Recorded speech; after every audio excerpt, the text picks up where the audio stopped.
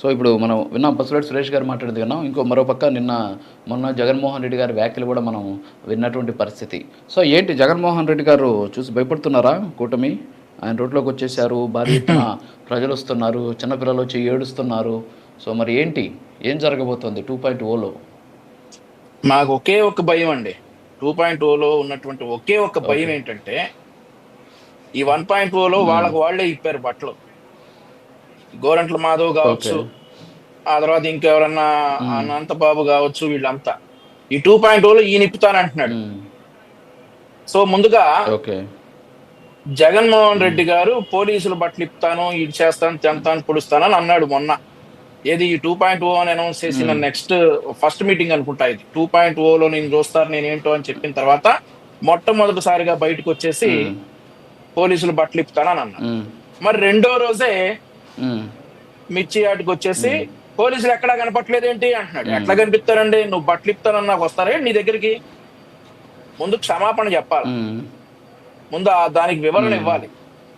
పోలీసులకి, పోలీసు అధికారుల హ్మ్. సంఘానికి క్షమాపణ చెప్పి నేనేదో ఫ్లోలో అనేశాను. హ్మ్. 2.0లో నా కార్యకర్తలను రెచ్చగొట్టడానికి ఆ మాట అన్నానని బహిరంగంగా కాకపోయినా, అయ్య బాబు ఇలా జరిగింది అని చెప్పి హ్మ్. క్షమాపణ చెప్తే పోలీసులోళ్ళు వస్తారు.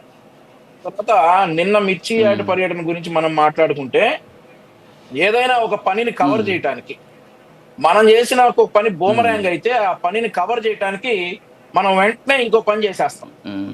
మరి మొన్న వెళ్ళినటువంటి పర్యటన హ్మ్. ఏదైతే జైలుకి వెళ్ళేసి వల్లభనేని వంశీ ఒక దళితుడిని కిడ్నాప్ హ్మ్. చేసిన కేసులో అరెస్ట్ అయినటువంటి వల్లభనేని వంశీని పరామర్శించేసి జగన్మోహన్ రెడ్డి చేసినటువంటి హ్మ్. బూమరాంగ్ యాక్షన్ అంతా కూడా ఆ పార్టీకి బూమరాంగ్ అయింది కాబట్టి బూమరాంగ్ అయినటువంటి పనిని కవర్ చేయడానికి వెంటనే రెండో పని చేసేయాలి. ఈ రోజు ముఖ్యమంత్రి గారు ఢిల్లీ హ్మ్. వెళ్ళారు. ఇందాక నేను చెప్పాలనుకుంది నాగేంద్ర హ్మ్. గారు చెప్పారు. ఈ ధర నిర్ణయించేది రాష్ట్ర ప్రభుత్వం హ్మ్. కాదు, కేంద్ర ప్రభుత్వం.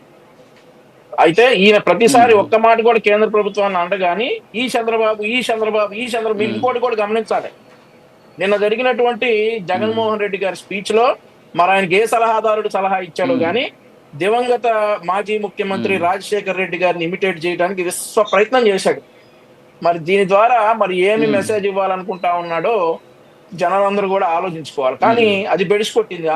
ఆ మిమిక్రీ చేయటం ఏంటో గాని జనం నవ్వుకున్నారు. ఓ పక్క దగ్గుతున్నాడు, ఓ హ్మ్. పక్క తుమ్ముతున్నాడు. ఇన్ని రోజులు రాలేదు కదా ఓకే. బయటికి. హ్మ్. ఇన్ని రోజులు ప్యాలెస్ దాటి బయటికి రాలేదు హ్మ్. కదా. ఫస్ట్ టైం మిర్చి ఘాటు తగిలినట్టుంది. హ్మ్. దగ్గుతా ఉన్నాడు. సో ఆయన ఇమిటేట్ హ్మ్. చేయడానికి ట్రై చేశాడు. హ్మ్. అన్ని విష ప్రయత్నాలు చేశాడు.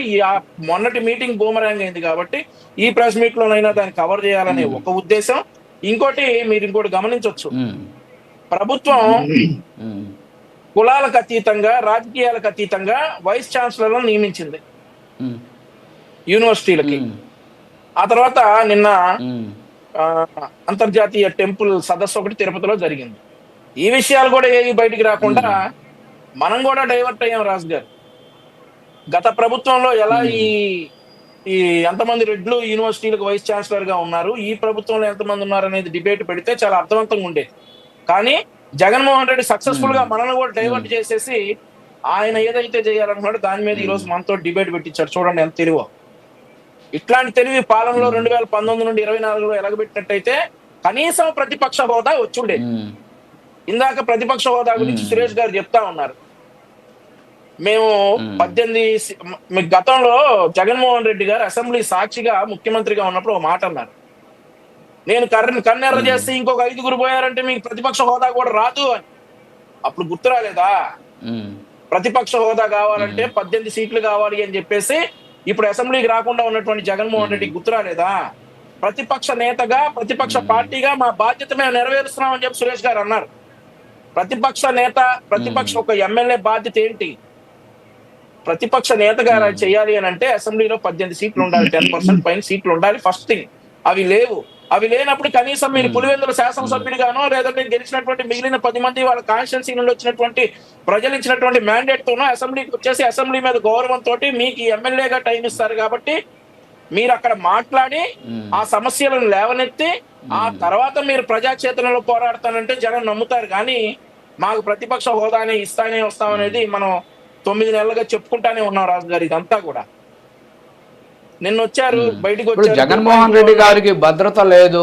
సో భద్రత విషయంలో కూటమి ప్రభుత్వం నిర్లక్ష్యం చేస్తుంది.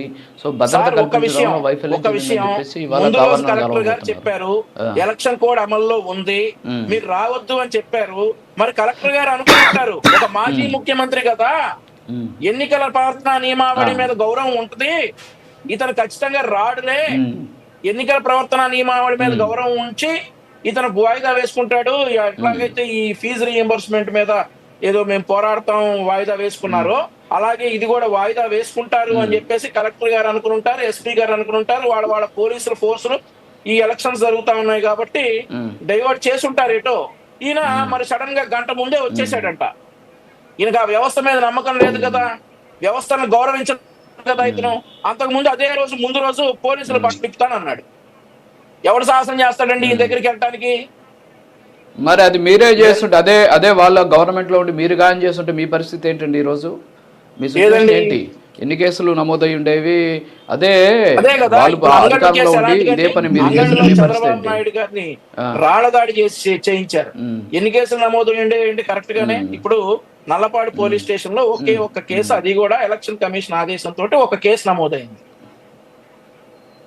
ఈ కేసు కూడా రాద్ధాంతం చేస్తారు. కూటమి ప్రభుత్వం జగనన్న రోడ్ల మీదకి వస్తా ఉంటే కక్ష కట్టింది అనే రాద్ధాంతం కూడా చేస్తారు. వీళ్ళు ఆ దరిద్రాలు కూడా ఫేస్ చేయాల్సి వస్తుంది, తప్పదు. సో ఇన్ని చేసిన తర్వాత ఇంకా మేము ప్రజలు మాకు ఇంకా ఆయన అంటున్నారు సురేష్ గారు సక్సెస్ఫుల్ గా ప్రజల్లోకి వెళ్ళామంటా ఉన్నారు. నిన్న మీరు చూసుకుంటా ఉంటే పీక్ టైంలో వర్కింగ్ డే పీక్ టైంలో చిలకలూరుపేట నుండి అటు బైపాస్ నుండి కనెక్ట్ అయ్యేటటువంటి అనేక గ్రామాల నుండి ప్రజలు గుంటూరులోకి రావాలంటే ఉపయోగించుకునేటటువంటి రోడ్ లో ఇష్టానుసారం పార్కింగ్ చేసేసి వందల బండ్లు రోడ్ల మీద పెట్టేసి ఒకే ఒకడు ఉంటాడండి, ఒక స్కార్పియో ఒకటే ఉండేది. అట్లాంటి ఒక 100 బండ్లు లీజుకి తెచ్చుకుని రోడ్ల మీద పెట్టేసి ట్రాఫిక్ కి అభ్యంతరం క్రియేట్ చేసి అక్కడంతా ట్రాఫిక్ జామ్ అయ్యేటట్టు చేసి వందల మంది ప్రజల్ని ఇబ్బంది పెట్టి మేము ప్రజలకి సక్సెస్ఫుల్ గా ప్రజల్లోకి వెళ్ళామంటే ఇది ఎలా సాధ్యం అండి, ఎలా పాసిబుల్? ఇది తిట్టుకుంటా ఉన్నారు ఈ రోజు ప్రజలు. ఏంటి మాకు ఈ బాధ, ఇంట్లో కూర్చోబెట్టాం కదా, ఇంట్లో కూర్చోకుండా ఏంటి మాకు ఈ బాధ, మళ్ళీ వచ్చాడు రోడ్డు మీద అని చెప్పేసి తిట్టుకుంటా ఉన్నారు ఈ రోజు. మరి సురేష్ గారు ఏమో మేము సక్సెస్ఫుల్ గా ప్రజల్లోకి వెళ్ళాం, విద్యుత్ పోర్ చేశాము, మిర్చి. సరే, జగన్ గారికి మీరు ఏంటి భద్రత కల్పిస్తున్నారా లేదా? గవర్నర్ కలవబోతున్నారు, మరి చూసుకోండి, మరి భద్రత కల్పిస్తారా లేదా? భద్రత విషయంలో జగన్మోహన్ రెడ్డి గారు భయపడాల్సిన పనే లేదు. ఇది ఆయన ప్రభుత్వం కాదు. మాజీ ముఖ్యమంత్రి మీద రాళ్ళు వేయడానికి ఆయన ప్రభుత్వం కాదు. మాజీ ముఖ్యమంత్రిని ఎస్కాట్ లేకుండా పంపించడానికి ఇది ఆయన ప్రభుత్వం కాదు. ఆయనకు ఉన్నటువంటి భద్రతతో పాటు రాష్ట్ర ప్రభుత్వం కూడా ఖచ్చితంగా భద్రత కల్పిస్తుంది. నిన్న పోలీసులు ఉన్నారు, అది చూసి కూడా పోలీసులు లేరు అని చెప్పేసి నానా రాద్ధాంతం చేస్తే ఇతను చెప్పేటటువంటి అబద్ధాలన్నీ నమ్మే స్థితిలో మనం ఎవరు లేరు. ఆయన మీడియా మీద దాడి చేశారంట, నేను ఏదో వార్త విన్నాను. ఇవన్నీ చేస్తా ఉంటే మరి ఏదైతే ఈ పోలీసులు కవర్ చేసే మీడియా మీద దాడి చేశారేమో, ఆయన లేరని అంటున్నారు, మేము ఉన్నారని అంటున్నాం. అవి కనిపించేటటువంటి మీడియాల మీద దాడులు చేస్తా పోతే మేము స్పష్టంగా కూటమి ప్రభుత్వంలో జగన్మోహన్ రెడ్డి గారికి ఎలాంటి డోకా లేదు. జగన్మోహన్ రెడ్డి గారు ఇలాగే ఉండాలి. అలాగే జగన్మోహన్ రెడ్డి గారు మరి ప్రతిపక్ష హోదా కోసం ఆయన జీవితాంతం పోరాడుతూనే ఉండాలని చెప్పేసి ప్రైమ్ లైన్ వేదికగా మరి సురేష్ గారికి, వైసీపీ కార్యకర్తలకి ఒకవేళ ఎప్పుడైనా కానీ డిబేట్ చూస్తే జగన్మోహన్ రెడ్డి గారికి కూడా తెలియజేసుకుంటా ఉన్నా. ఓకే వంశీకృష్ణ గారు, కాంగ్రెస్ అధికార ప్రతినిధి కాసరగడ్డ